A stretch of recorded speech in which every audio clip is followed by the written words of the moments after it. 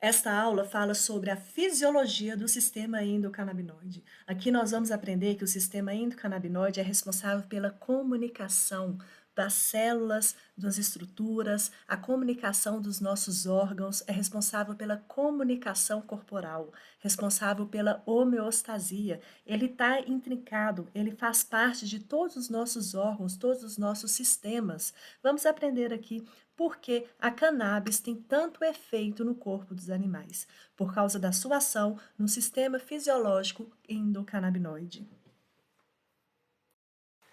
O sistema endocannabinoide modula as funções fisiológicas fundamentais no corpo todo. É um sistema pró-homeostático de adaptação e recuperação do estresse. Dele faz parte vários receptores que modulam, através de mediadores endógenos, modulam todas as funções fisiológicas do nosso corpo.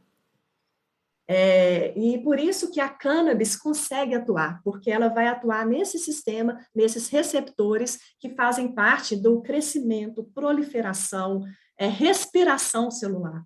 Que doença hoje que não está relacionada com a respiração celular? Né? O estresse oxidativo hoje está relacionado em doenças autoimunes, está relacionado com o sistema da homeostasia, ele é chave para a regulação da resposta corporal a estímulos internos e externos, tem uma ação moduladora da atividade sináptica, regulando a neurotransmissão. E muito além disso, isso é simples, está simplificado.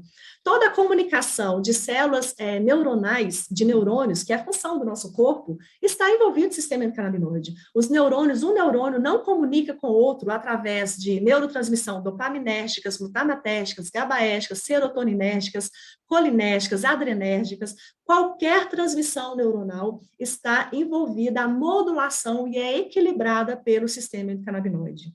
Quando a gente pensa na liberação de hormônios, a gente tem atuação. Quando a gente pensa no metabolismo energético de sobrevivência, como as células, o fígado, por exemplo, as células hepáticas, lidam com os metabolismos, né, com o metabolismo energético para produzir energia. A mitocôndria de cada célula do nosso corpo é modulada por sistema endocannabinoide. E quando a gente vai pensar no câncer, na proliferação celular, câncer são alterações relacionadas com desequilíbrio ou uma perturbação da proliferação celular. A proliferação celular, ela é coordenada pelo sistema endocannabinoide, né? Por isso que a cannabis consegue envolver tantos processos. Inflamação, ela é modulada. Inclusive, o sistema endocannabinoide, ele está entremeado com os processos de controle e regulação da inflamação. Quando a gente pensa na inflamação são respostas fisiológicas que, uma vez exacerbada, leva à doença. Então, o processo inflamatório faz parte da nossa fisiologia. Sem inflamação, ninguém vive. Inflamação são processos, são respostas frente a uma reação de agressão no corpo. Qualquer agressão no meu corpo gera o início de uma resposta inflamatória, né, no conceito. E ele passa a ser doentio ou ser problema quando não tem esse equilíbrio. Quem faz o equilíbrio desses processos inflamatórios no nosso corpo para sair da saúde e para a doença? O sistema endocannabinoide. Ele não está sozinho, ele não é único, ele não faz esse serviço, esse trabalho sozinho. Ele precisa de outros componentes, mas ele está lá dentro disso, ele faz parte. E se ele não tiver em equilíbrio, se ele não tiver saudável, se o sistema endocannabinoide tiver qualquer problema, a gente vai entrar em doenças. Aí pode ser desde uma diabetes, até uma doença autoimune, até mesmo um câncer ou uma doença neurodegenerativa, né, que inclui Alzheimer, Parkinson, epilepsias e outras neurodegenerações. Então, ele está relacionado com tudo. A gente lista funções para simplificar. Exercício, modulação de dores, ciclo circadiano. O nosso ciclo circadiano, sim. A liberação dos nossos hormônios. Nós, quando eu falo, nós animais, nós somos os animais. A regulação dos hormônios que controlam a nossa fisiologia depende do claro e escuro, ciclo circadiano, noite e dia. E essa liberação e esse controle está envolvido no sistema endocannabinoide. A termorregulação, quando a gente vê os centros de sobrevivência vitais do nosso corpo, a gente tem um equilíbrio, uma modulação, né? Vários receptores de percepção sensorial, tanto sensorial, química, térmica, né? Calor, frio, nocicepção de dor, está relacionada com o sistema endocannabinoide. Apetite, estresse, memória. E me fale uma doença que não estejam envolvida essas situações. Sistema endocannabinoide, então, a gente pode separar ele em dois. A gente costuma ouvir falar, né, nos cursos básicos aí, é somente no sistema endocannabinoide clássico, né? Esses nomes aqui, eu acho que quem já fez algum curso já ouviu falar, já sabe até de cor, é que o sistema endocannabinoide ele é composto de dois receptores, CB1 e CB2. Hoje, algumas pessoas estão citando CB3, já tem artigos científicos falando de CB3, muito pouco, mas já tem. Só que não é só receptores CB1, CB2 e CB3. A gente tem outros receptores que estão envolvidos no sistema endocannabinoide, né, que deixa isso aí até mais complexo, mas muito mais interessante. Quando a gente vai ouvir falar dos ligantes, a gente ouve falar em dois ligantes, que são os clássicos, né, por isso que a gente chama de sistema endocannabinoide reduzido, é o nome de autores, o clássico, e a gente ouve falar da anandamida e 2-AG. Mas a gente tem muitos outros ligantes endógenos produzidos pelo nosso corpo, pelo sistema endocannabinoide. Não é somente anandamida e 2-AG. A gente tem enzimas que sintetizam esses ligantes, né? Que aí nós temos diversas enzimas que são responsáveis pela produção desse ligante, da anandamida e 2-AG no caso, e pela quebra, né? Porque todo o sistema fisiológico, ele é composto de receptor, ligante e enzima. Quando a gente estuda fisiologia, a gente estuda isso para todos os sistemas. No caso do endocannabinoide, quais são os principais ou os primeiros receptores conhecidos? CB1 e CB2, CB3. Quando a gente fala em ligantes do sistema endocannabinoide, endógeno do corpo, aqui eu estou falando de fisiologia, anandamida e 2-AG, os clássicos, mas tem vários outros.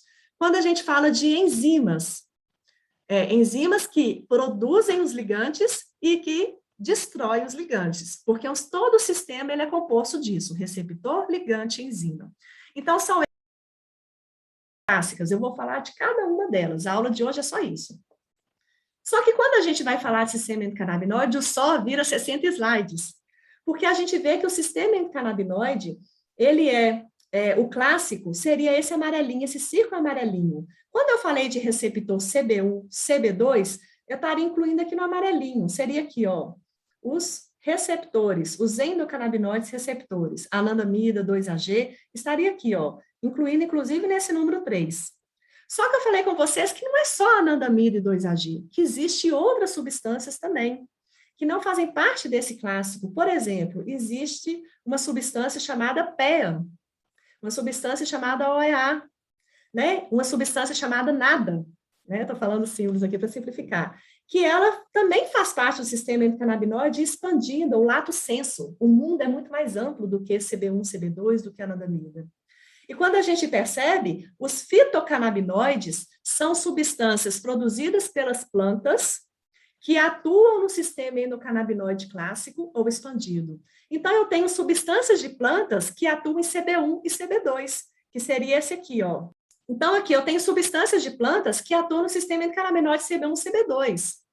Só que eu tenho substâncias de plantas que atuam em outros receptores do expandido, que não atuam em CB1 e CB2, só que atuam no sistema canabinoide, como, por exemplo, nós temos, por exemplo, os terpenos, miceno, nós temos vários terpenos, ou vários alcaloides, né, ou vários flavonoides que atuam em outros receptores fora do sistema endocannabinoide simples, né, no sistema endocannabinoide expandido, né, não somente algumas substâncias da cannabis, por exemplo, mas substâncias de várias plantas, como o professor Fábio colocou muito bem na aula de ontem.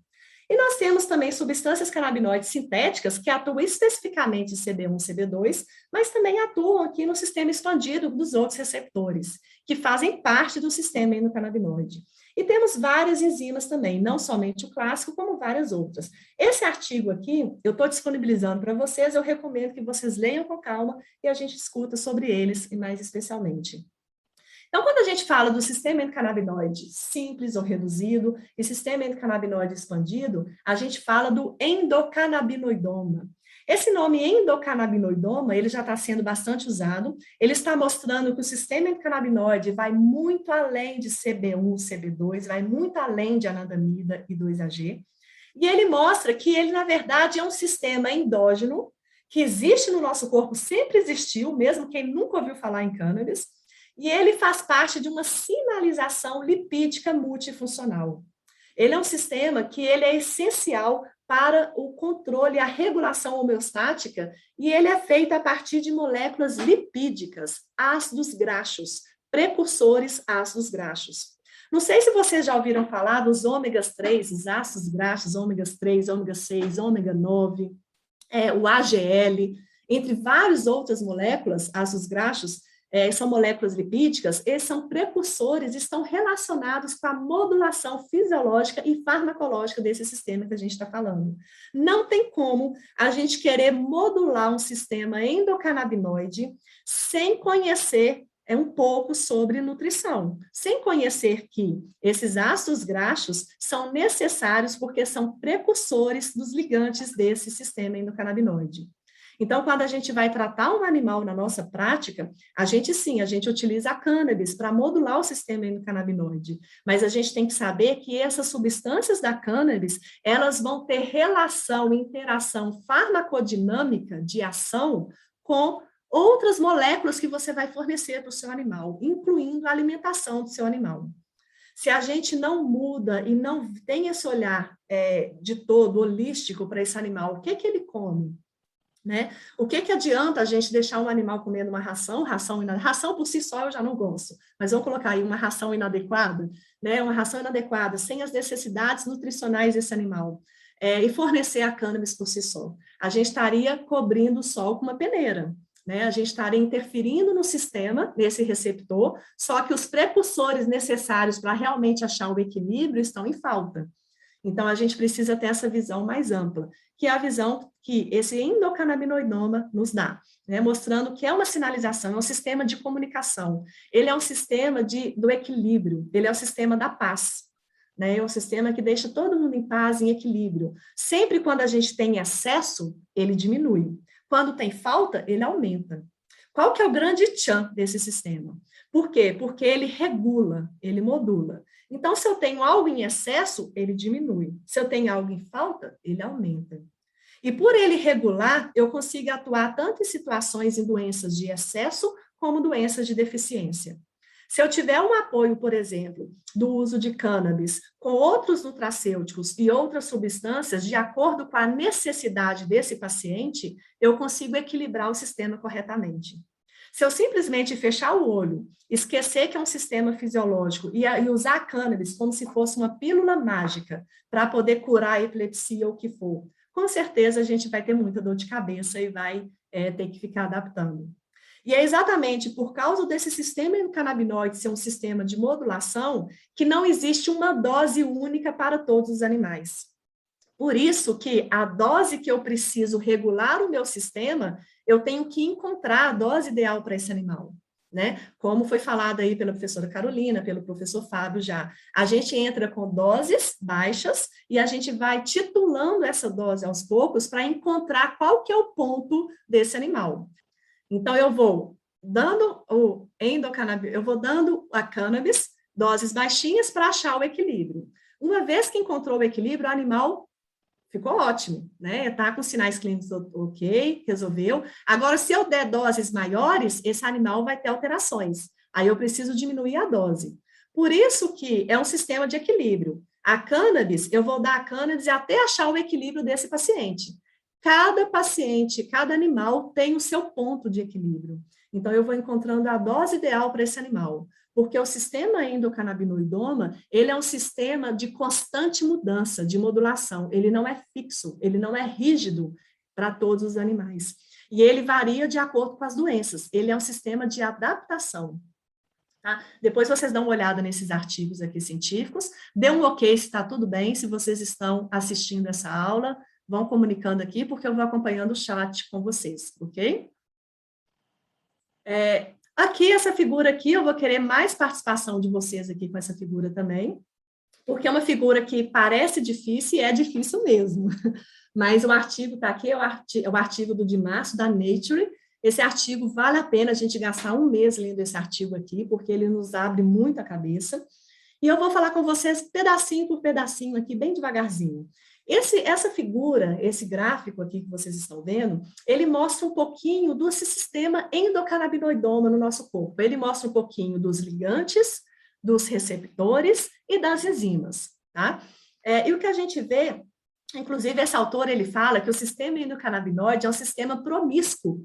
O que quer dizer promíscuo? A gente tem uma conotação negativa com a palavra promíscuo, pelo menos tenho. Mas promíscuo quer dizer algo que ele atua em vários lugares, né? Ele, na verdade, ele não é seletivo, né? Na verdade, uma molécula pode atuar em vários receptores. Um receptor aceita várias moléculas, né? Eles têm várias relações um com o outro. Seria como, por exemplo, o Facebook. Uma pessoa tem vários amigos, cada amigo tem vários outros amigos, e eles vão cruzando e trocando informações entre eles. O sistema endocannabinoide, ele é assim. O professor Fábio usou uma palavra ontem que eu achei muito interessante, que é a palavra dissoluto. Falou, olha, sistema endocannabinoide é dissoluto, vocês vão ver isso amanhã.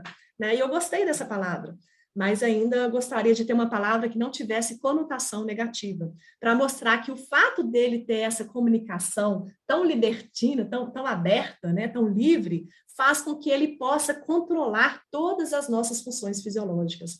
Se ele não tivesse, se ele não se entremeasse por todos os sistemas, por todas as vias, né, de sinalização, ele não conseguiria fazer as funções que ele faz.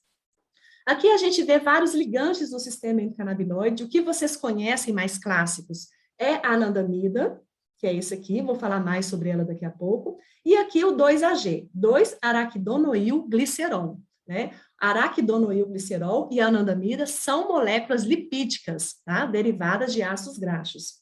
Quando a gente vê essas duas moléculas aqui, elas estão de rosinha, porque elas fazem parte do sistema endocannabinoide clássico, que todo mundo conhece. Tem gente que fala só delas duas aqui, ó, anandamida e 2-AG. Só que olha para vocês verem, existem essas moléculas em azul e verdinha. Olha a quantidade de moléculas que tem no nosso sistema endocannabinoide aqui, muito mais do que essas duas. Quando a gente fala de anandamida e 2-AG, a gente vê que elas atuam nesse receptor CB1, CB2, elas atuam no receptor TRPV1, atuam em receptores associados com canais de cálcio voltagem independente, entre outros. A gente vai falar com mais detalhes dos receptores aqui de cada um deles. Mas só para vocês visualizarem, essa anandamida e esse 2-AG são endocannabinoides e elas também têm funções paralelas com outras moléculas. A gente vê aqui, por exemplo, também essa molécula PEA. PEA é uma molécula que o professor Fábio já falou ontem, vou falar mais para vocês. Ela atua aqui, ó, também no receptor chamado GPR55, no receptor TRPV1, que são receptores que, por acaso, estão relacionados aqui também com a anandamida. Olha aqui para vocês verem. A gente tem o LEGA, OEA, DHEA, que é uma molécula que quem trabalha com medicina veterinária, com essa parte mais holística, conhece, né, que está envolvida em vários processos de regulação da saúde. Então, a gente tem várias moléculas aqui. Além dessas, que já são até mais faladas, nós temos outras, N-acilserotoninas, N-acildopaminas, que são moléculas que vêm aqui da molécula dopamina. Nós temos N-acilglicinas, que são várias moléculas que compartilham esses receptores, né? Então, a gente pode ter, por exemplo, a ação do receptor CB1 com o CB2 com ligantes diferentes. Por exemplo, a anandamida liga no receptor CB1, que se junta com o receptor CB2, que tem ligação com o 2-AG, responsável por uma função dentro da célula. Isso, na verdade, gente, é uma mistura de ações e eventos que acontecem ao mesmo tempo. Quando a gente pensa nessa complexidade, a gente consegue entender por que não é legal usar a molécula isolada. Quando a gente usa uma molécula isolada, a gente acaba perdendo o equilíbrio e forma uma cascata, que vai como se fosse um dominó. Se eu modifico uma molécula só, eu vou modificar, vai cair todas as peças do dominó, vão ser alteradas. Não tem como, porque uma molécula está vinculada com a outra. Esse tempo de aula é muito curto para a gente poder aprofundar nisso aqui, tá? Mas só observando que esse aqui é o sistema endocannabinoide e aqui embaixo tem moléculas da cannabis que atuam no nosso sistema endocannabinoide, como, por exemplo, CBD e THC. Né? Essas moléculas acabam atuando aqui nesses receptores, nesses mesmos receptores que já têm modulação endógena. Queria saber se está tudo ok com a aula, se vocês estão acompanhando, e se tem alguma pergunta em relação a essa parte aqui. Aqui a gente tem várias moléculas que são endocannabinoides, né, que são moléculas amidas, né, acetilamidas, acetiletalonamidas, que são desses grupos químicos. diversas. Além da anandamida, por exemplo, eu tenho aqui OEA, nós temos aqui várias outras, PEA, né, palmito-etalonamida, né, são todas amidas. Né, são moléculas que fazem parte da sinalização do sistema endocannabinoide. Pessoal, o pessoal que vai entrando, coloca para admitir aqui, para eu poder concentrar aqui na aula. Ok.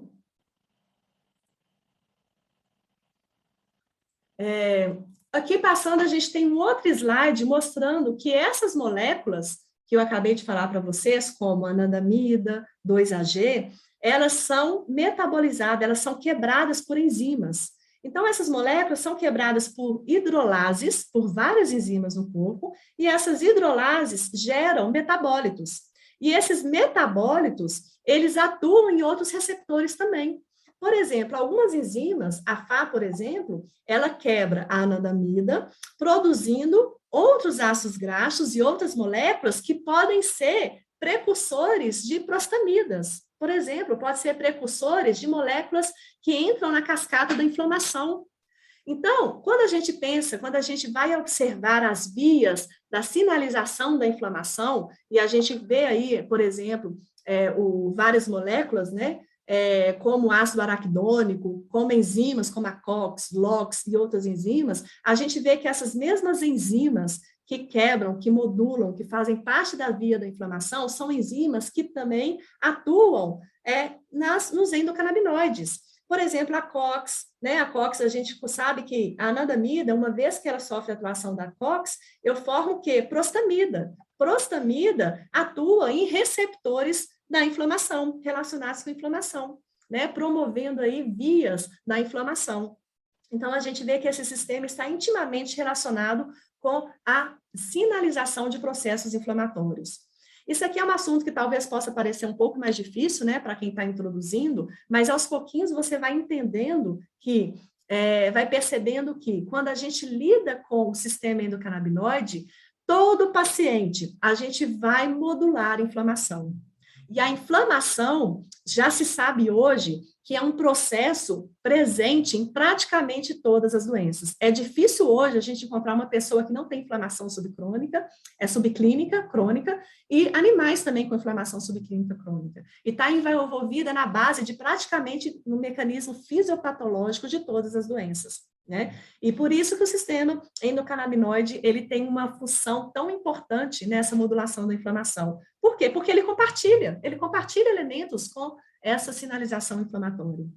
Né? A gente tem aqui vários outros aqui, a CONT, por exemplo, né, que está relacionada com outras moléculas do sistema endocannabinoide. Mas simplificando um pouquinho, né, já compliquei aqui, agora eu vou dar uma aula mais simples aqui, falando sobre cada um. Né, eu só compliquei no comecinho para vocês verem que as coisas não são tão simples, não é só anandamida, não é só 2-AG. Quando a gente fala de cannabis, o animal melhorou porque atuou em CB1. Gente, não é só CB1. CB1 é um dos motivos, um dos mecanismos que a gente conhece bem, mas atuou em vários outros receptores, modulou várias outras funções, além das funções do receptor CB1, por exemplo. Mas quando a gente pensa nesse sistema endocannabinoide, a gente vê que ele segue o padrão da farmacologia de ligante-receptor. Né? O ligante como a chave, receptor como a fechadura. E assim, é interessante esse ligante-receptor porque eu posso ter, por exemplo, a molécula principal como a anandamida, que vai atuar bem aqui na minha abertura, aqui da minha fechadura. Mas eu posso ter outras moléculas, por exemplo, que vão atuar aqui na mão, emperrando a porta. Então, às vezes, pode ter uma chave numa porta, mas se você segurar aqui, esse negocinho de segurar, que é o seu nome, você vai ver que você, mesmo com a chave, você não vai abrir a porta. Se você emperrar a porta, você não abre. Não basta ter só um ligante na fechadura. Tem várias substâncias que atuam em outros pontos dessa porta também. Tá? Então, a gente vai ver que tem a chave e tem outras moléculas que atrapalham a função da chave. Tá? Isso é muito comum na farmacologia, isso é a base da farmacologia para qualquer sistema. Tá? Por que a gente vê isso na fisiologia? Porque na fisiologia a gente também tem um ligante endógeno e a gente tem um receptor endógeno. E essa função do ligante, da substância do nosso corpo, no nosso receptor, que é responsável pela função da célula, que acaba fazendo a função do órgão e a função do nosso corpo como um todo. Pensando nesses receptores clássicos, CB1 e CB2, a gente vê que o CB1, né, a Carol já falou um pouco da história dele, depois eu vou falar um pouquinho mais, ele está presente em vários órgãos e várias estruturas do corpo do cachorro, por exemplo.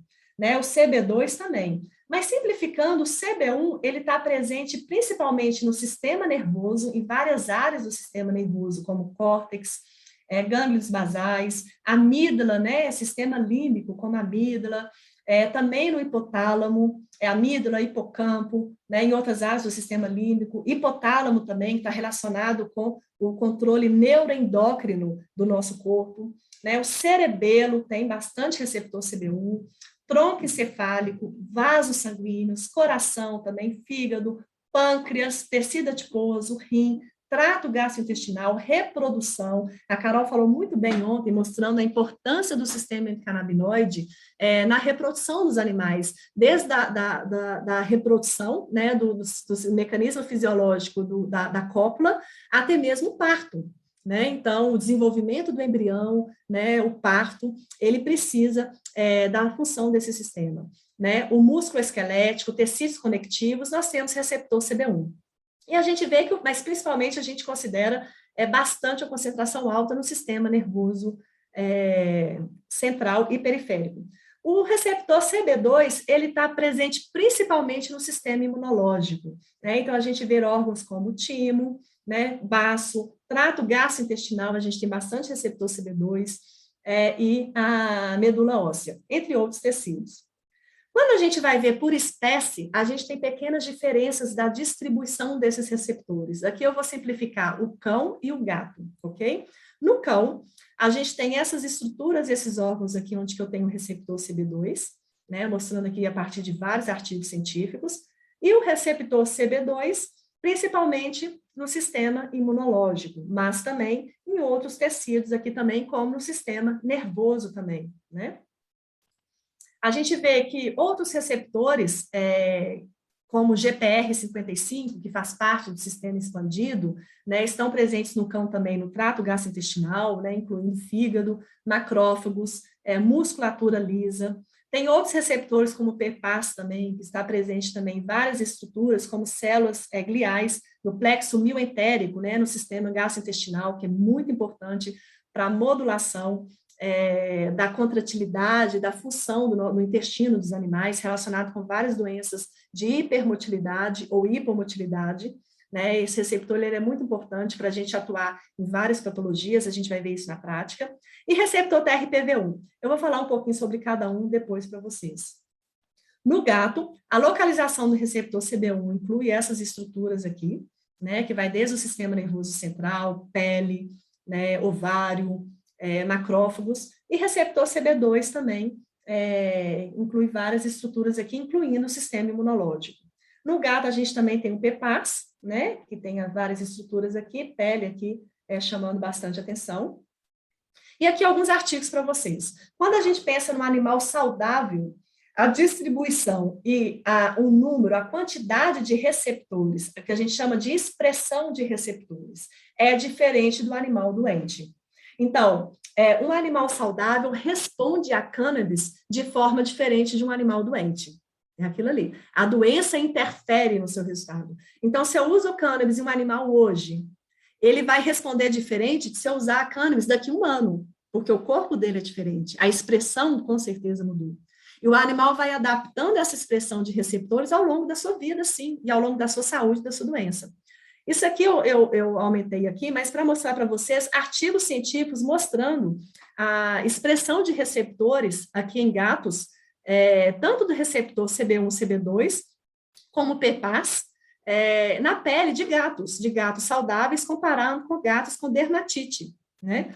Aqui, por exemplo, também receptores no trato gastrointestinal de gatos, e aqui gatos com doença com estomatite, né? Que é um quadro bem comum e de difícil tratamento na nossa prática, no dia a dia, e que responde parcialmente bem à cannabis, ou melhor, a cannabis é essencial para o tratamento, né? A gente precisa associar com outras coisas também, para trazer um bem-estar para o animal, mas a cannabis ajuda muito, evita muito, inclusive a eutanásia de alguns animais. Então, aqui a gente tem mostrando CB1, CB2 de uma forma aqui para reforçar na mente de vocês, né? O CB1, ele atua substâncias endocannabinoides, como a anandamida, né? A gente vê que a cannabis também vai atuar, porque tudo que toda vez que a gente fala de fitocannabinoides, são substâncias da cannabis que vão atuar nesses receptores do sistema endocannabinoide, né? Aqui o CB1, ele atua, ele é responsável principalmente pela função do sistema nervoso, simplificando, mas a gente tem aí várias outras estruturas, em vários outros órgãos também, inclusive alterações patológicas relacionadas com pâncreas, a gente pensa muito nesse mecanismo aqui com o CB1, tá? Tanto em gatos como em cães também. Receptor CB2, sistema imune, tá? Que a gente foca aí bastante. Tá? Isso aqui eu vou pular. Quando a gente fala de propriedades dos receptores canabinoides, CB1 e CB2, a gente vê que ele é um receptor transmembrana, que ele está presente na membrana da célula, né? Quando a gente fala na célula, né, a gente fala da membrana, que rodeia a célula, né? E ele está presente nessa membrana, mas ele também está presente dentro dessa célula, como a gente vai ver. Esse receptor presente aí transmembrana, ele desencadeia uma resposta através de segundos mensageiros. A gente vê que é um receptor acoplado à proteína G, que é uma superfamília muito bem conhecida, né? Uma superfamília de maior expressão no corpo dos animais. E ele acaba desencadeando, né? Ele é acoplado a essa proteína G. Proteína G é uma proteína trimérica, né? Uma proteína que tem 3 subunidades, alfa, beta e gama.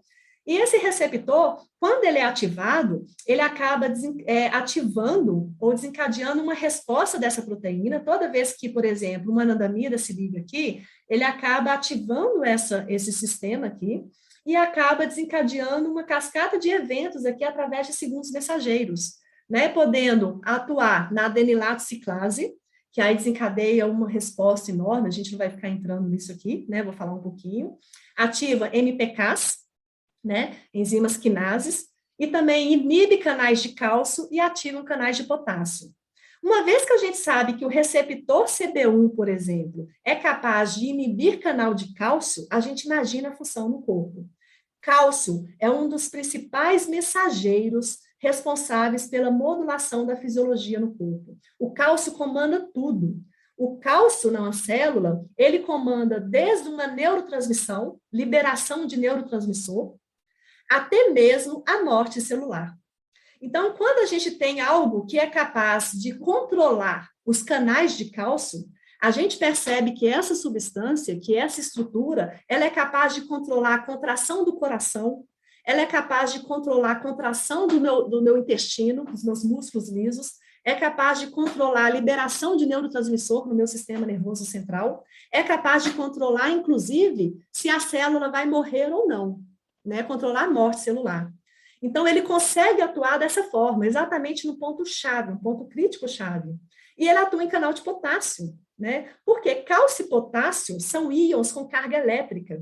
E quando a gente controla a entrada e a saída desses íons que têm carga elétrica na nossa célula, a gente está controlando o potencial eletroquímico. E controlar o potencial eletroquímico é definir se a célula, como que ela vai fazer, como que ela vai agir. Funcionamento de todas as células depende dessa regulação, né? Isso aí é a fisiologia que a gente estuda no curso de medicina veterinária aí durante anos.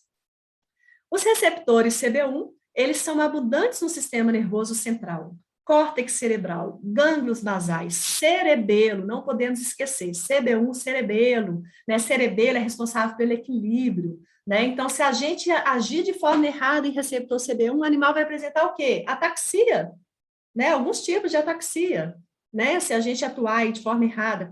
Quais são os sinais adversos que a gente pode ter com a cannabis? Ataxia estática, muito comum em cães, né? Alterações de deambulação, né? Hipocampo, medula espinhal, presentes no sistema nervoso periférico também, são encontrados em baço, tonsilas, fígado, pulmão, timo, sistema cardiovascular, né? Muito importante para a contração do músculo cardíaco, sistema gastrointestinal, reprodutivo, também imunológico. Imunológico a gente tem a CB2, mas CB1 também tem várias células de sistema imunológico, inclusive modulando liberação inclusive, de histamina, né? A gente vai ver aí vários trabalhos. Músculos, ossos, pele, função motora, cognição, memória, dor.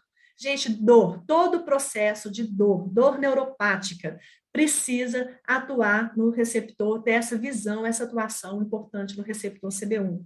Metabolismo energético, inflamação, neurodegeneração. São várias as funções aqui. Isso aqui é um desenho, é um artigo, recomendo esse artigo, está no Materiais Complementares para vocês, mostrando os subtipos e as especificações aqui de conformação terciária desse receptor.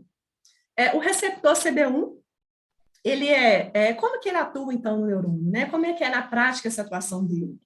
Ele balanceia, ele equilibra o mecanismo, a neurotransmissão. Ele equilibra como? Feedback negativo, mecanismo de retroalimentação. O que é isso na fisiologia?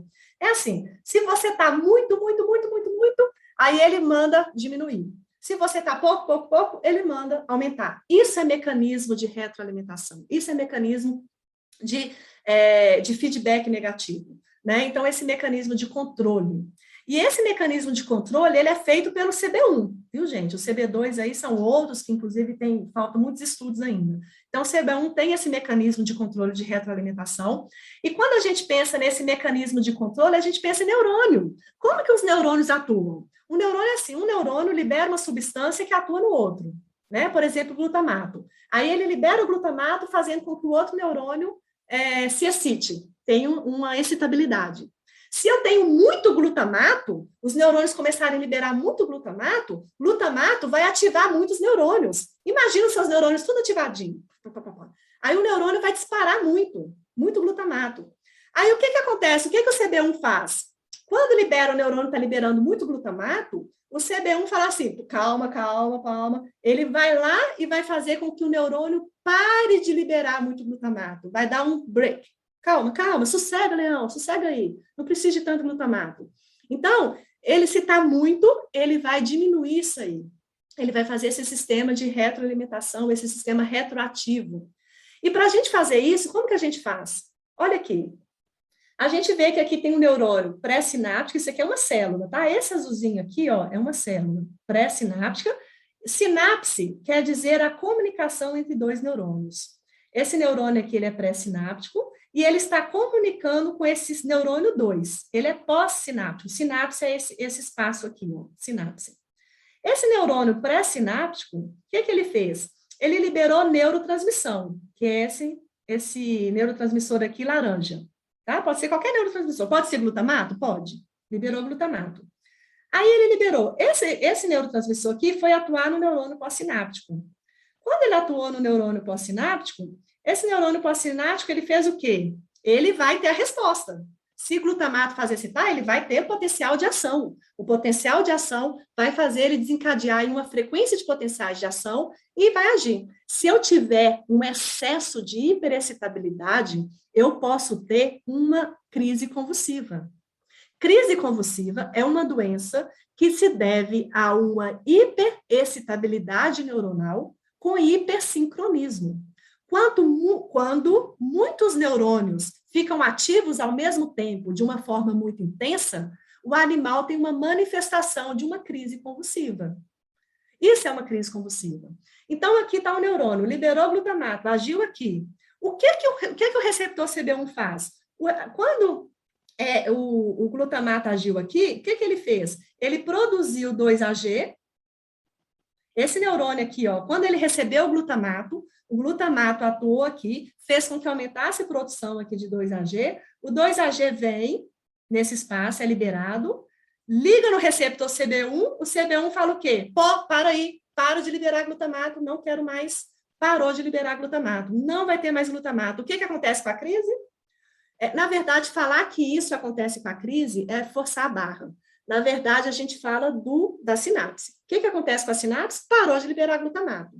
Se parar de liberar glutamato, provavelmente pode atuar lá no mecanismo da epilepsia? Sim. O mecanismo da epilepsia não pode ser por causa de excesso de glutamato? Sim. Né? Então, aqui, ó, esse neurônio aqui liberou neurotransmissor, agiu nesse neurônio pós-sináptico. Neurônio pós-sináptico produziu 2-AG, porque pegou uma enzima, produziu aqui o 2AG. O 2AG fez o quê? O 2AG, ele entrou aqui, ou então ele veio aqui e ligou no receptor CB1. Quando ligou no receptor CB1, o que ele fez? Mandou parar de produzir, de liberar, quer dizer, não produzir não, mandou parar de liberar glutamato. Então, esse neurônio não vai mais liberar glutamato. Então, com isso, eu vou ter esfriar aí essa sinalização, né? Eu vou ter uma modulação dessa sinalização. Isso acontece com glutamato que é excitatório? Sim. Isso também acontece com neurotransmissão inibitória? Sim. Isso é muito importante. Se por acaso esse neurônio estivesse liberando GABA, aí pode ser que eu venho aqui e mando parar de produzir GABA. Aí, na verdade, eu estou atrapalhando uma inibição. Nesse caso, eu poderia estar predispondo a uma crise convulsiva. Então, é importante ver que esse receptor, ele atua modulando a função do neurônio. Eu tenho que saber se esse neurônio ele é excitatório ou se ele é inibitório.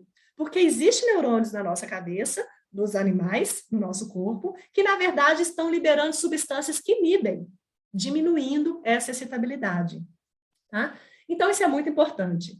Né? Então, controla. Pode promover hiperpolarização da membrana? Sim, promove essa hiperpolarização, porque é através dessa hiperpolarização que eu acabo controlando, né, com o aumento da entrada de potássio, né, aumentando a condutância do potássio. Inibe canais de cálcio, inibindo canais de cálcio que eu não deixo essa vesícula aqui fazer exocitose, e redução de liberação de neurotransmissores. A estimulação do receptor CB1 retorna uma célula hiperativa ao seu estado normal. Se quantidades excessivas de um neurotransmissor são liberadas de um neurônio, um neurotransmissor excitatório, como o glutamato, ou inibitório, como o GABA, a célula pós-sináptica produz endocannabinoide e envia de volta para a sinapse. Aí, esse endocannabinoide ativa canais de potássio, inibição de cálcio, e fazendo com que tenha uma hiperpolarização, impedindo a liberação de neurotransmissores. As hidrolases locais pré-sinápticas vão quebrar esse 2AG. Depois aqui, ó, o 2AG está aqui. O 2AG, ele vai ser quebrado por essa enzima, MAGL, MAGL, que é como eu falo, vai ser quebrado em glicerol e ácido araquidônico. Esse ácido araquidônico pode entrar em outras vias aí, tá? Ele pode entrar na via para a produção aí de outros endocannabinoides, ou então até mesmo outras prostaglandinas, ok? Então, esse mecanismo aqui, ele é um mecanismo conhecido para o funcionamento do receptor CB1. Por isso que a gente consegue atuar, por exemplo, em casos de epilepsia ou em outras funções celulares que dependem dessa liberação de neurotransmissores. Ele é principalmente no pré-sináptico, mas também existe receptor CB1 em pós-sináptico. A gente conhece receptores CB1 em mitocôndria, por exemplo, participando da cadeia respiratória de processos oxidativos, sinalizando leptina no hipotálamo, proliferação, diferenciação de células-tronco. Então, ele tem diversas funções, além das funções no sistema nervoso central, como eu exemplifiquei aqui. Tá? Aqui está mostrando a mesma coisa, um pré-sináptico com um pós-sináptico, né? O neurônio pré-sináptico está liberando glutamato, vem aqui, atuou em GABA. Na verdade, aqui é GABA, né? Esse é receptor GABA. Está liberando GABA, atuou no receptor GABA. Quando atuou no receptor GABA, teve uma sinalização que fez com que liberasse a anandamida ou 2AG. Aí, aqui no caso, a anandamida atuou no receptor CB1. O receptor CB1 vai fazer a sua função aqui no pré-sináptico, tá? Outras moléculas, como THC, como cariofileno, equinácea, moléculas da equinácea, no caso, podem atuar nos outros receptores também, ok? Quais são os ligantes endógenos de receptor CB1? AEA, 2AG, MAEA, nada, pregnenolona. Vocês sabiam? Pregnenolona, eu vou dar uma atenção especial para ela, tá? Pregnenolona é bem interessante até para a nossa prática aqui, o raciocínio com ela, né? A gente sabe que a pregnenolona é um precursor, por exemplo, de colesterol, né? Ela está envolvida aí, ela é um precursor de vários hormônios importantes no corpo dos animais, inclusive cortisol, né? Inclusive colesterol, inclusive várias outras moléculas importantíssimas no controle da sistema hormonal. Ligantes de CB1. Muitas funções fisiológicas em diversas células do CB1, né? Sendo distribuído no cérebro, mas também não no cérebro, como a gente viu. É envolvido na modulação da permeabilidade intestinal, em processos de desbiose, né? Quais são os ligantes? Quais são as substâncias que atuam no CB1? Nós temos os agonistas parciais. Esse agonista aqui, gente, eu vou explicar na aula de farmacologia para vocês, tá? Vocês têm isso aqui só mesmo como referência para consulta posterior. Mas aqui nós temos anandamida, THC, né, que atua aí, por exemplo, na dor, no estresse, como anticonvulsivante. Nós temos o 2-AG, que tem um efeito diferente da anandamida, a gente vai ver isso aqui ainda. Nós temos algumas substâncias sintéticas que atuam no receptor CB1, inclusive, eles atuam de uma forma diferente da anandamida, diferente do THC, que inclusive é responsável por muita intoxicação, como, por exemplo, essas substâncias aqui sintéticas que são vendidas aí no mercado negro, né? Nós temos o CBD, pregnenolona, que atuam, sim, não como THC, não de forma tão significativa que a gente saiba até hoje, mas tem trabalhos mostrando dessa atuação como modulador, tá? Com muitos estudos ainda para poder definir muita coisa. Né? Tem por exemplo, o Rimonabant, né, que é uma substância que a Carol vai falar sobre isso, que o Fábio já falou, né, que é um medicamento, inclusive, que foi liberado aí para síndromes metabólicas, só que exatamente por atuar no receptor CB1 como antagonista, né, ele acabou bloqueando o efeito desse receptor CB1, ele gerou um efeito adverso muito grave, né, várias pessoas tiveram depressão grave, inclusive, né, com comportamento suicida. Né? Por quê? Porque ele foi usado, porque quando a gente antagoniza receptor CB1, a gente consegue fazer uma modulação no metabolismo energético, que ele tem uma função no metabolismo energético. Só que quando eles usaram esse antagonista, ele foi tão intenso que acabou atuando nos receptores na função cognitiva, né, cognitiva e emocional, fazendo com que essas pessoas tivessem quadros de depressão grave, inclusive indo podendo ter comportamentos suicidas. Né, nós temos outros antagonistas neutros, como o THCV, que tem uma ação bem mais interessante nas síndromes metabólicas. Né? A gente vê que o THCV é um fitocannabinoide, presente em algumas estirpes aí da cannabis, e tem um potencial muito bom para a gente usar em síndromes metabólicas. Ok? A gente vai conversar sobre isso aqui. Né? E quando a gente fala de agonista total, eles têm efeitos adversos. Né, o que a gente vê é que as substâncias ligantes endógenas, elas nunca são muito fortes, elas sempre são assim, ó. Elas sempre são parciais, elas atuam com leveza.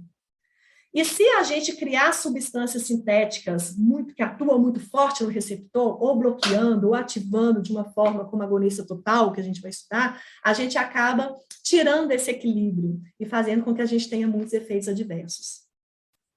Tá? Aqui a gente tem vários trabalhos mostrando, a gente vai falar mais também ao longo para frente aí do curso, mas mostrando que o receptor CB1 ele está envolvido com a neurogênese.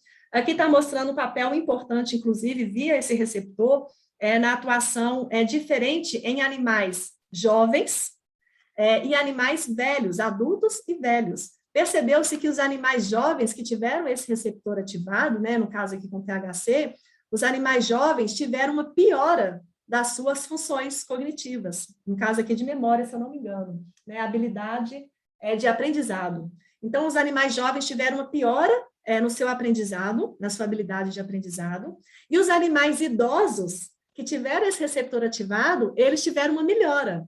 Então, vocês percebem, animal jovem já não está com o seu sistema endocannabinoide bom, ok? Saudável? Para que eu vou querer alguma coisa que atue nele? Porque se eu, por exemplo, colocar uma substância que vai sobrecarregar, eu vou sair do ponto, vou tirar do equilíbrio. Se eu atuar com essa substância em alguém jovem, saudável, eu vou atrapalhar. Porque se ele já está jovem, saudável, em equilíbrio, eu vou atrapalhar. Por isso que a gente pode ter problemas no uso de cannabis, por exemplo, em adolescentes, no uso de cannabis em animais jovens, porque eu estou tirando o equilíbrio que já existe. Já nos animais, isso é uma interpretação minha frente a isso, ok? O trabalho, ele foca somente a habilidade de aprendizado. A utilização em ratos, roedores, idosos, eles já estavam com o sistema desequilibrado, né, o raciocínio. Então, o que eu fiz? Eu ajudei. Então, eles tiveram uma melhora na sua habilidade. Né? Isso tudo por causa dos receptores e dessa modulação. né? Eu também tenho atuação aqui em neurogênese de hipocampo. A gente sabe que hoje que um dos mecanismos mais importantes para controle e atuação em ansiedade e depressão é através do estímulo de neurogênese. Né? A gente já sabe aí que vários medicamentos de recaptação de serotonina, na verdade, estão atuando na neurogênese. Por isso que o contexto é importante quando a gente trata esse paciente. Uma vez que eu sei que a ativação desse receptor promove neurogênese, e não só neurogênese, ele promove uma neuroplasticidade, ele promove uma reorganização nova no sistema nervoso desse animal, é muito importante eu usar essa substância dentro de um contexto saudável. O que quer dizer? Já sabem isso, já tem vários estudos mostrando que não adianta a gente ficar usando antidepressivos dentro de um contexto doentio. Por quê? Porque essas substâncias que atuam para a depressão e ansiedade, elas estão promovendo novas sinapses, novas neurogêneses, novos neurônios.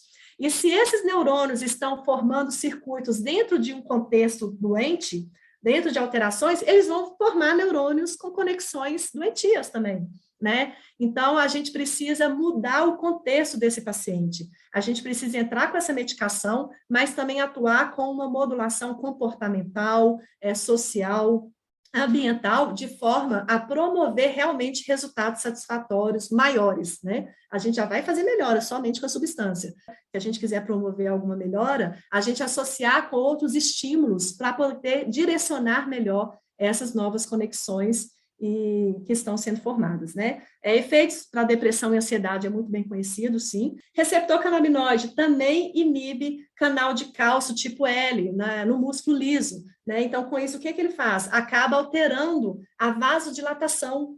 Então, assim, a vasodilatação é muito importante para controle da pressão arterial, né? Então, quando a gente usa a cannabis, a gente sabe que vai ter alteração da pressão arterial, né? Tem um efeito muito semelhante a várias substâncias usadas na cardiologia aí, promovendo essa vasodilatação, né? Essa diminuição da pressão arterial. Então, a gente tem que ter cuidado com essas interações, porque a gente estaria fazendo uma interação farmacodinâmica, né? Se a gente usar outras substâncias vasodilatadoras junto com a cannabis, a gente pode ter efeitos adversos bem chatinhos, né? A gente tem que saber que esse receptor CB1, ele também está envolvido lá no mecanismo de vasodilatação.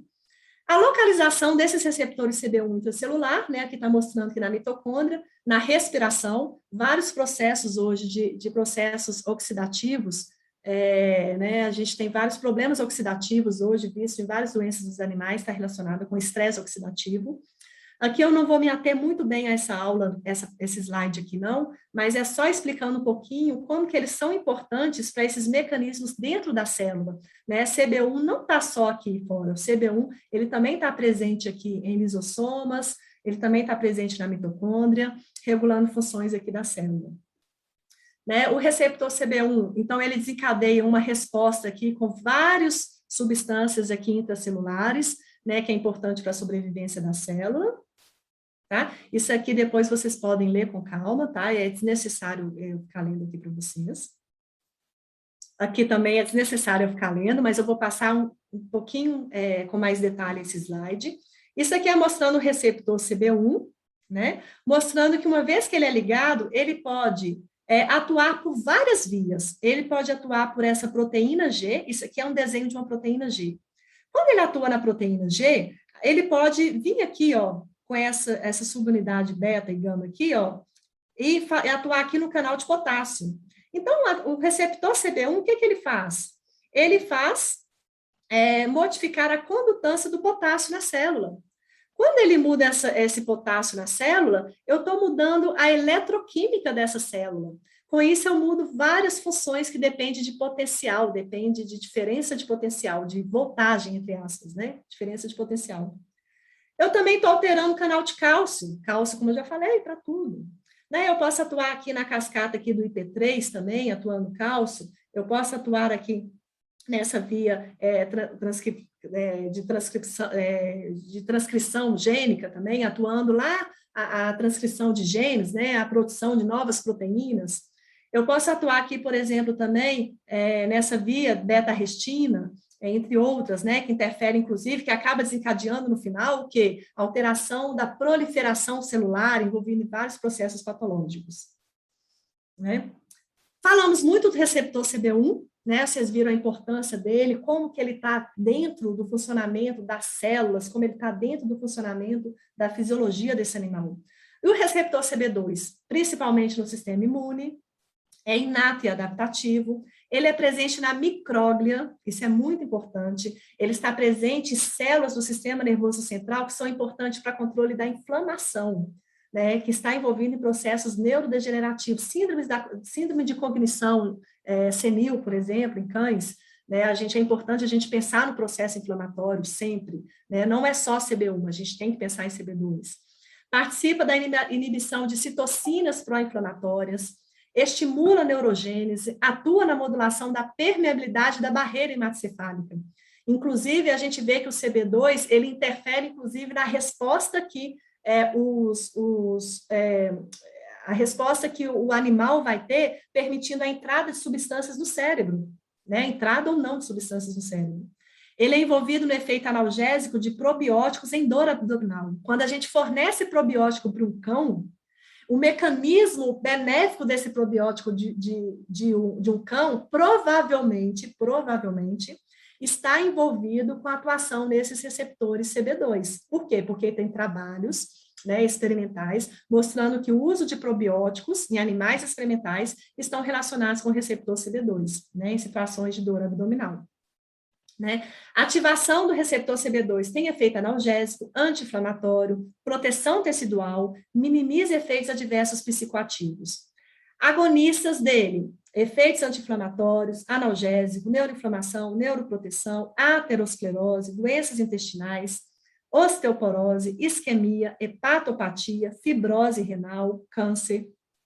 Alguns estudos mostram possível efeito no humor e cognição, e ação pós-sináptica em neurônios também, tá?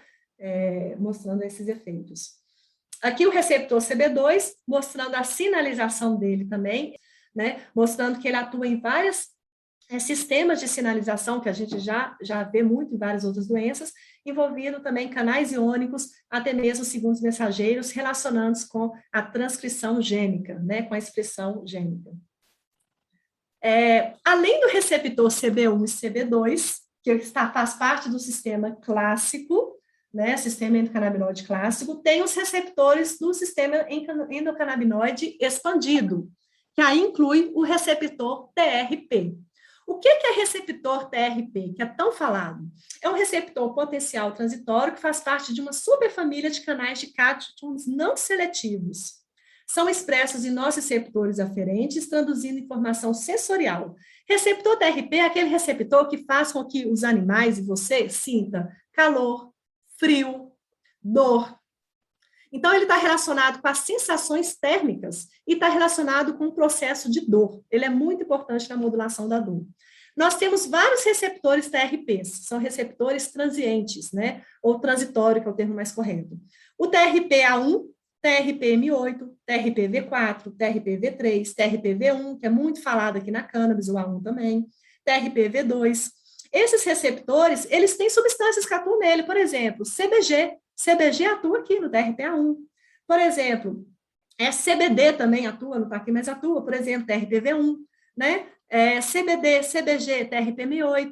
E esses receptores TRP, eles são muito estudados quando a gente estuda óleos essenciais, os terpenos, miceno, linalol, entre outras moléculas. A gente estuda isso muito dentro da aromaterapia.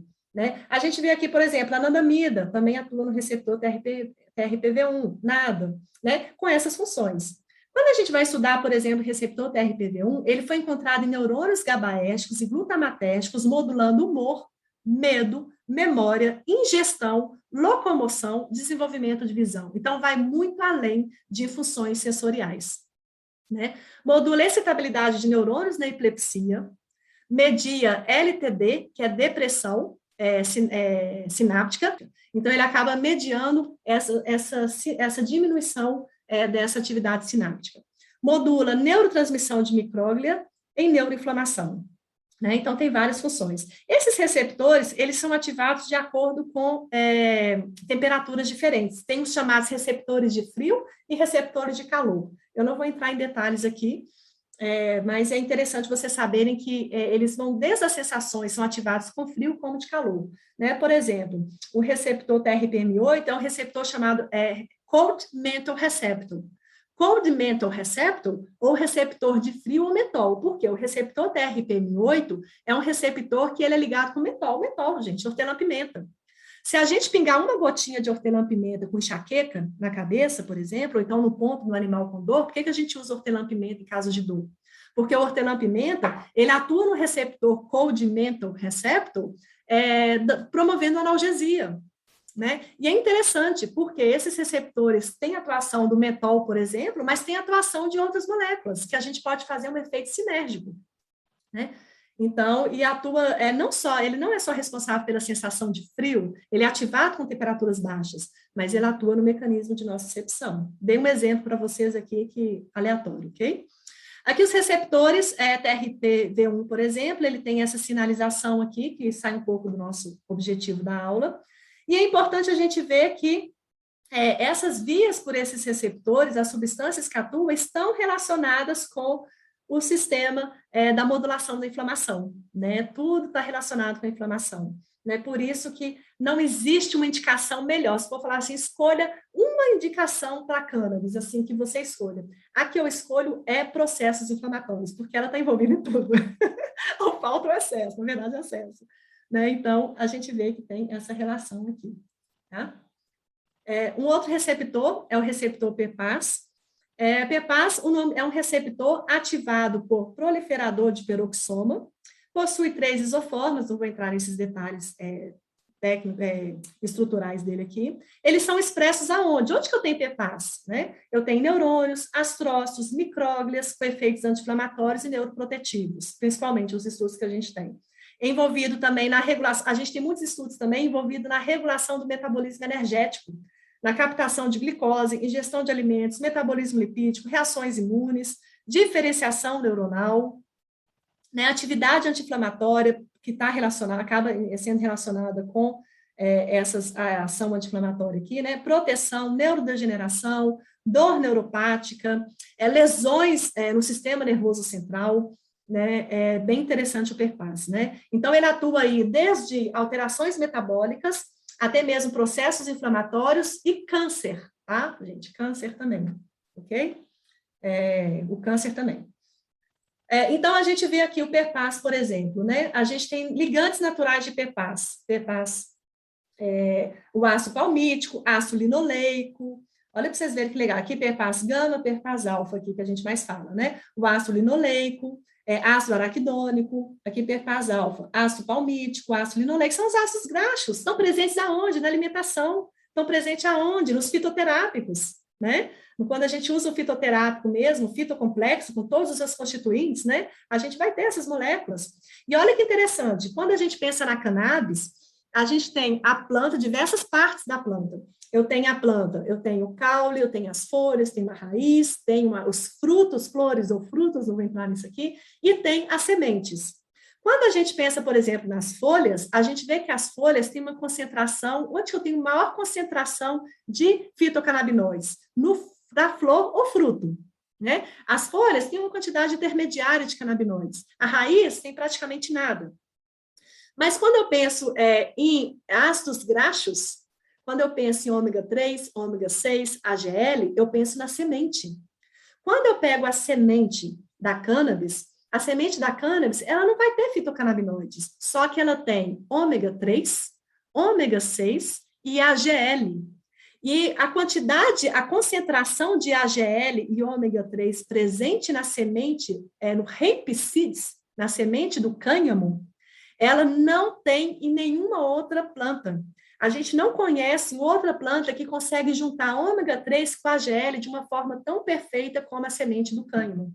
O hemp seed. Isso é muito importante, porque esses ômegas, eles são essenciais para a saúde dos animais também. Vocês perceberam que a gente não quer só fitocannabinoides, a gente também quer os ácidos graxos, que fazem parte, que atuam nos receptores, que fazem parte dessa modulação, atuam nos precursores, né? Então, por isso que eu sou a favor de associar a gente tem eu tenho esse sonho, né, de usar o hemp seed oil, né, o óleo graxo da cannabis para ser o diluente, né, para ser o carreador dos fitocannabinoides, do extrato full espectro das outras partes, porque aí a gente estaria usando essa planta como toda, aproveitando esse potencial da cannabis, ok? Então, aqui a gente tem várias moléculas que atuam no receptor PPAS. Vou mostrar outras aqui para vocês, que atuam no receptor PPAS, os canabinoides, tem a anandamida, nós temos o 2-AG, que são os endocannabinoides, nós temos o PEA, né, que é um endocannabinoide também, que a gente fornece para os nossos pacientes. Gente, é essencial a gente associar o PEA em vários pacientes, em vários casos clínicos. A gente vai ver aqui como que o PEA... Esses dias, uma colega, minha médica veterinária, colega, aluna também, comentou sobre os resultados que ela está tendo com a associação do PEA, acho que foi uma aluna do Haravet, o sucesso que ela está tendo com a associação do PEA nos casos clínicos, do PEA junto com alguns nutracêuticos nos casos clínicos também, né, junto com a cannabis. Então, a gente tem aqui PPAS, a gente tem THC, nós temos CBD. Por exemplo, THC modula a permeabilidade intestinal, via PPAS. CBD, várias funções também via PPAS, ok? Aqui está mostrando a sinalização no receptor PPAS, tanto por diversos caminhos, né? Então, a gente vê aqui o receptor PPAS aqui, é um receptor intracelular, ok? Responsável aí pela sinalização intracelular, transcrição gênica, entre outros, envolvendo aqui, relacionando com o sistema endocannabinoide. Um outro receptor é o receptor GPR55. O GPR55 é o receptor CB3, né? Isso aí tem vários artigos já mostrando isso, sinalizando como CB3. Parece que não sei, vocês podem até, a Carol, a Maria Fernanda, alguém aí falar, porque eu acho que isso devia estar sendo mais falado, assim, está bem lento, né, essa colocação aqui. Mas colocando o GPR55 é um receptor, né, que inclusive muita gente fala, né, receptor órfão. O receptor é chamado de receptor órfão, gente, quando não se conhece o ligante endógeno. A partir do momento que se conhece o ligante endógeno, ele deixa de ser órfão, né? É um receptor acoplado à proteína G também, presente no sistema nervoso central, como hipocampo, caudado, putame, região do hipotálamo, cerebelo, tálamo, a ponte também, né, no tronco cefálico, células endoteliais, adrenal, trato gastrointestinal, linfócitos, baços, células cancerígenas têm essa expressão do receptor, doenças intestinais, inflamação, dor neuropática, sistema imunológico, né, os ligantes CBD antagonista, THC, rimonabante, e LP1I, que é uma outra substância farmacológica também, ativado por AEA e 2-AG. Recaptação de adenosina. É uma outra via, um outro mecanismo também, que faz parte do sistema endocannabinoide expandido. É um mecanismo de sinalização de adenosina, que é uma molécula multifuncional. A adenosina, a gente está envolvido em vários mecanismos fisiológicos. Ela é ubíqua, ela está presente aí em vários... talvez ubíquo seja uma palavra certa, né, Maria Fernanda? Que a gente estava falando do sistema endocannabinoide, que está presente em vários sistemas, né? Essa molécula adenosina, ela ativa receptores de adenosina, ela é importante na regulação da inflamação, né? Então, assim, ela está envolvida em isquemia, trauma, estresse, crises convulsivas, inflamação, e é um dos mecanismos que a gente encontra aí relacionado com o nosso tratamento à base do sistema endocannabinoide. Receptor de glicina também está envolvido em atividade no sistema nervoso central, atua em inflamação, até mesmo processos neuroprotetivos. Okay? Já falamos dos receptores, vocês viram que o negócio não é tão simples assim, vocês viram que vocês vão queimar neurônio hoje. Agora eu vou falar dos ligantes, para a gente ir finalizando essa aula aqui. Os ligantes endógenos, os mais conhecidos, então, é a anandamida e o 2-AG. Vou falar um pouco de cada um, que vocês já viram, né, que eles são importantes, mas eles não são únicos. Mas vamos falar um pouquinho de cada um aqui. Ananda, em sânscrito, significa felicidade, né, êxtase, né?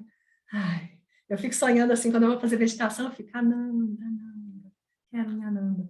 Bem-aventurança, bem-estar.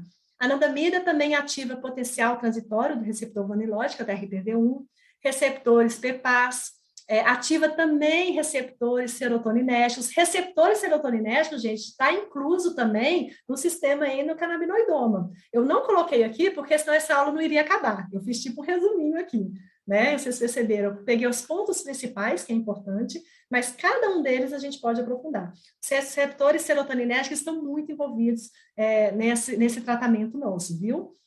A gente vai falar mais aqui disso. Ele foi isolado pela primeira vez no cérebro de suínos, em 92.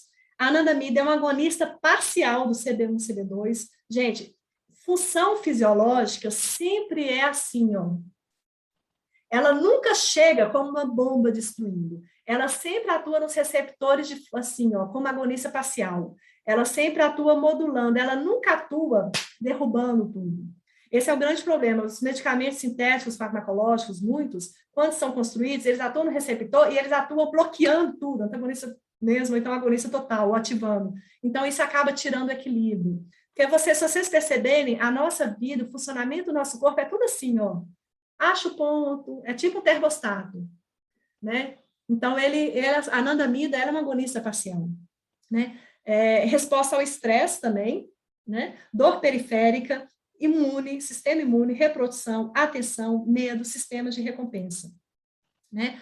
A anandamida, então, atua em vários desses receptores, aqui desde receptores acoplados à proteína G, como CB1, CB2, GPR55, receptores que são canais iônicos, canais do tipo ERI, que são aqueles canais iônicos relacionados com a contração do músculo, canais tipo T, né? A gente tem, por exemplo, ligantes agonistas TRPV1, receptor serotoninérgico, PPAS. Então, a anandamida tem várias funções fisiológicas.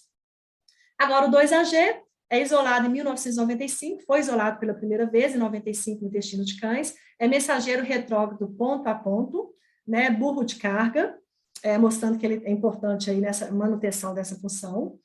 Muitas funções no sistema nervoso central, e atua nos receptores canabinoides, né? Ele, além disso, o 2-AG é um ligante aparentemente potente para GPR55.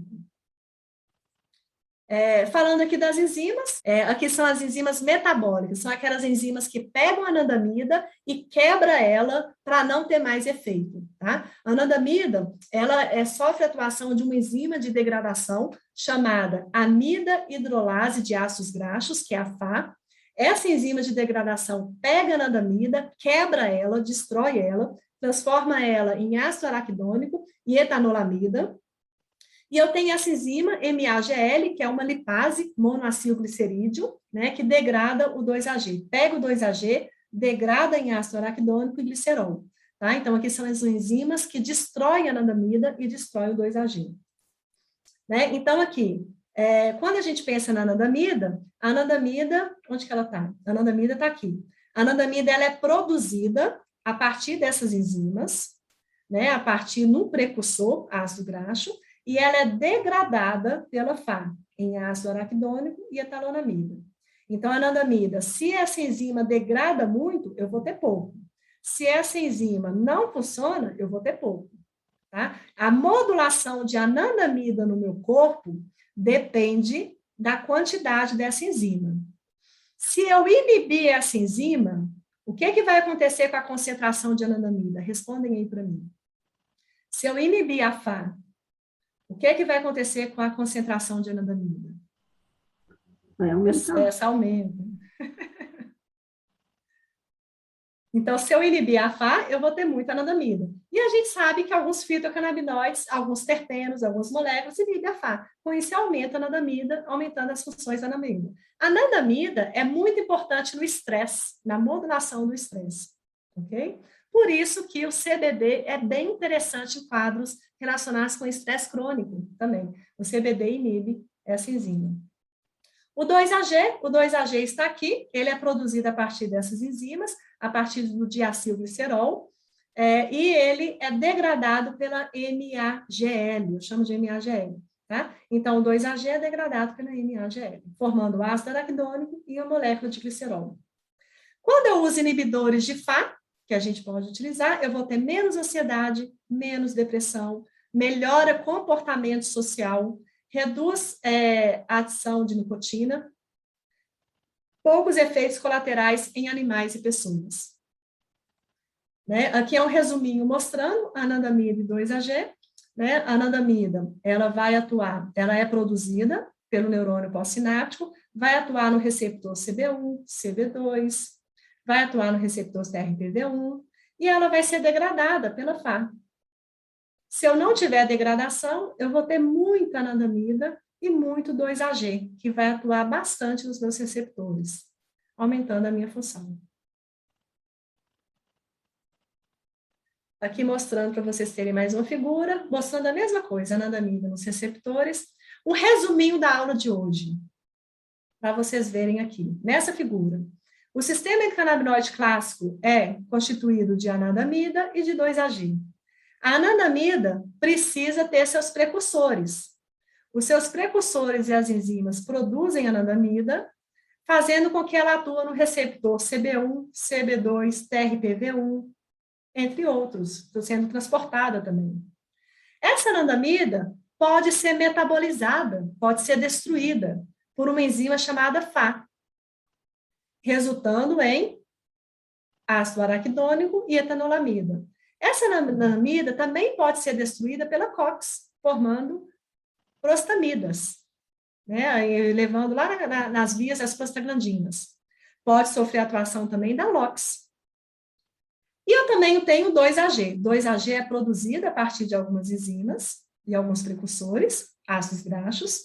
O 2-AG atua no receptor CB1 e CB2, atua em outros receptores também, e ele pode sofrer metabolização de enzimas, principalmente MAGL, mas outras também.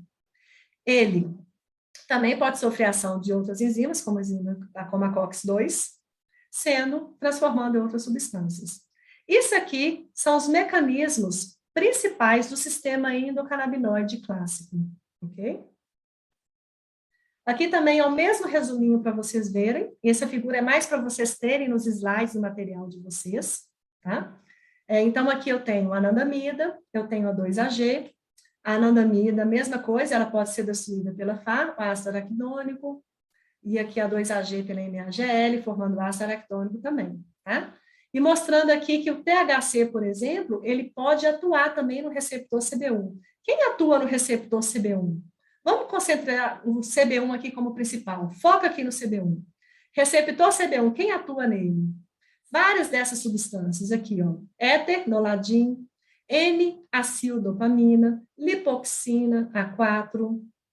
Quem mais atua em CB1? Ácido araquidônico. Quem mais atua em CB1? Anandamida, né? Outros acetalonamidas. Quem mais atua? THC. Né? Quem atua no receptor CB2? Várias substâncias atuam no receptor CB2. Ok? Aqui mostrando, de novo, a farmacologia aqui dessas substâncias, vários endovaniloides. Eu coloquei isso aqui para mostrar para vocês que a gente vê essa nomenclatura aqui também, né? Endovaniloides, né? Substâncias que atuam nos receptores TRP, é chamado de sistema endovaniloide. Olha que você vê, é endovaniloide, vanila, né? De uma molécula aí, da vanila, né? Da baunilha.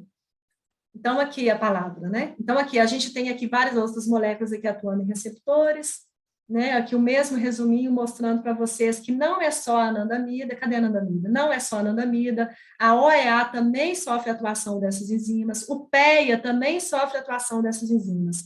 Aqui para mostrar para vocês que não só a anandamida tem degradação. Os outros endocannabinoides também, tá? Não tem como a gente entrar em tudo aqui, né? Até o estudo para isso é um estudo que a gente rala aqui para ver isso. Vou falar aqui rapidamente do PEA, porque é uma substância que a gente tem que ver que está presente, ela está à parte, né? Ela é importante a gente enfatizar, mostrando que aumenta os canabinoides endógenos, inibe enzimas de degradação. Mas aqui, a PEA, por exemplo, ela acaba atuando nessas enzimas, por exemplo, atuando nesses mecanismos. E pode ser, por exemplo, também, eles ajudam, inclusive, aumentando a concentração desses canabinoides endógenos. Né? Ele também ativa o GPR55, ele também estimula PPAS, né? Então, ele tem várias funções no corpo, né? Com efeitos anti-inflamatórios, antiproliferativos em câncer e com efeitos também pluridogênicos, né? Ele tem um efeito em prurido, em processos alérgicos, processos autoimunes. Eu acho interessante o PEA também, ok? Aqui mostrando o PEA para funções aqui, isso aqui é patologias feitas, né, experimentalmente em animais experimentais, né, esclerose múltipla, relacionadas com o ser humano, Alzheimer, Parkinson, epilepsia, mas a gente pode aí levar esse conhecimento dentro da prática veterinária e a gente atua na clínica em quadros de epilepsia, síndrome de disfunção cognitiva, né, e outros processos, e a gente tem outros aqui também, outros etalonamidas. Né? O metabolismo do endocannabinoide, então, eles atuam como substrato para criar várias prostaminas e lipídios. Isso aqui é para reforçar para vocês que está envolvido com o processo inflamatório. Então, quando a gente modula o sistema endocannabinoide, obrigatoriamente está modulando processos de inflamação. A gente tem que observar isso aí. Né? A gente está modulando, tem que ver essa modulação para ser uma modulação favorável. Né? Teoricamente, tem o risco de ser desfavorável. Inibição do catabolismo de 2-AG-anandamida, ácido araquidônico, reduz a biodisponibilidade do substrato para COX em sítios de inflamação, onde COX está induzido. A lipoxigenase, enzimas oxidativas do P450, usa endocannabinoides como substrato. Né? E a gente tem que ver que a gente não tem enzimas do citocromo P450 só no fígado, a gente tem praticamente todas as células, desde células renais até células da pele, até células do sistema olfatório, por exemplo. Né? A gente tem essas enzimas, elas usam esses endocannabinoides como substrato para a produção de outras moléculas. Aqui é para mostrar a aplicação desse sistema endocannabinoide em ansiedade, cognição, funções motoras, modulação simpática, funções endoteliais, funções miocárdicas, sensibilidade do barorreflexo, mostrando no sistema nervoso central, que atua tanto na ativação da micróglia, neuroinflamação, atua processos de inflamação da barreira, né? Atuando, inclusive, na modulação fisiológica, no mecanismo fisiológico relacionados com o osso, o sistema ósseo, né? Tanto no catabolismo como anabolismo ósseo, tá? Tanto nos osteoblastos como nos osteoclastos. Essa associação do SEC com outras moléculas, com a nutracêutica, com nutrientes, com alimentos, elas são, na prática, elas estão presentes no nosso dia a dia. Vocês perceberam que a gente amplia esse raciocínio do sistema endocannabinoide para o funcionamento do animal, para o corpo do animal. Falar de cannabis, de utilização de cannabis como fitoterápico, é falar de modulação do sistema endocannabinoide. E, obrigatoriamente, na minha visão, na nossa visão, estar envolvido com a abordagem integral desse paciente. Não tem como a gente usar a cannabis sem ver esse paciente como um todo, sem entender que se ele usar gengibre na sua alimentação, eu também estou modulando o sistema endocannabinoide. Se eu usar, por exemplo, ômegas 3, EPA e DHA, eu estou envolvendo. A própria vitamina K2, olha aqui, gente, aumenta a etalonamida e assim a anandamida. Isso aqui eu falo bastante, né? Não com a profundidade necessária, mas eu falo bastante nessa palestra aqui que está disponível na plataforma para vocês assistirem, tá? Aí vocês completem essa aula assistindo essa palestra aqui para vocês, com o link disponível na plataforma. Então, finaliza aqui a aula, vamos para uma conversa aqui de 5 minutos para a gente ir para a aula de farmácia, que vai ser mais rapidinho. As referências.